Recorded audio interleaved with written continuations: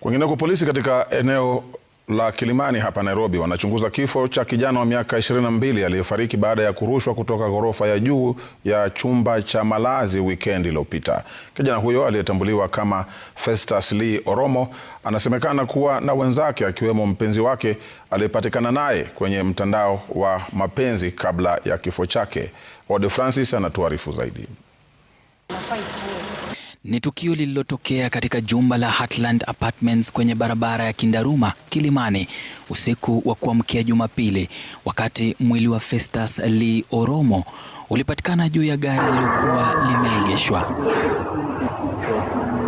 Kuanguka kutoka orofa ya 14 kulimwacha Festus na majeraha mabaya zaidi.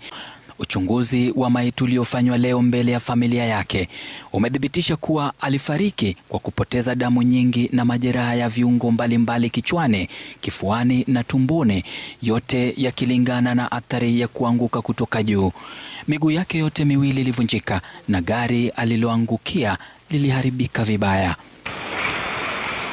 Wapelelezi wanachunguza jinsi Festus alivyotupwa kutoka kwenye roshani ya chumba cha Airbnb alichokuwa amekodi siku 2 kabla ya tarehe 28 Novemba.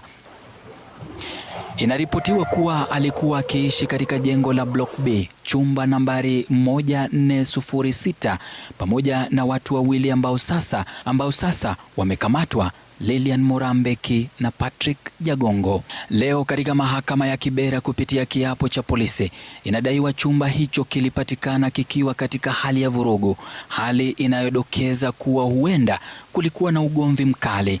Lilian alipatikana amelala chumbani akidaiwa kuwa mlevi.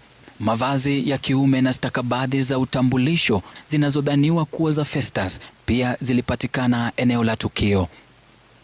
Kulingana na uchunguzi, Lilian na Festus walikutana kupitia mtandao wa kijamii wa kutafuta wapenzi mwaka 2024 inayojulikana kama Tinder, na tangu hapo walidumisha uhusiano wa karibu. Lilian, ambaye ana uraia wa nchi 2 ikiwemo Costa Rica na Kenya, anasemekana alikuwa akitembelea Kenya mara kwa mara kutembelea Festus.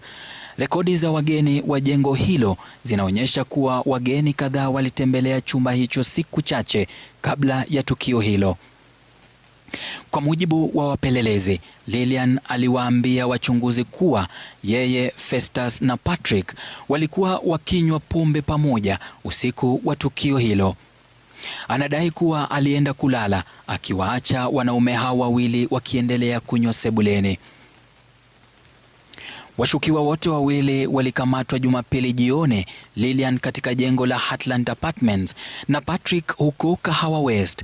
Kwa sasa wanazuiliwa katika kituo cha polisi cha Kilimani, idara ya upelelezi wa jinai ikipewa siku 14 na mahakama ya Kibera kukamilisha uchunguzi wao. Ode Francis, runinga ya Citizen, Nairobi.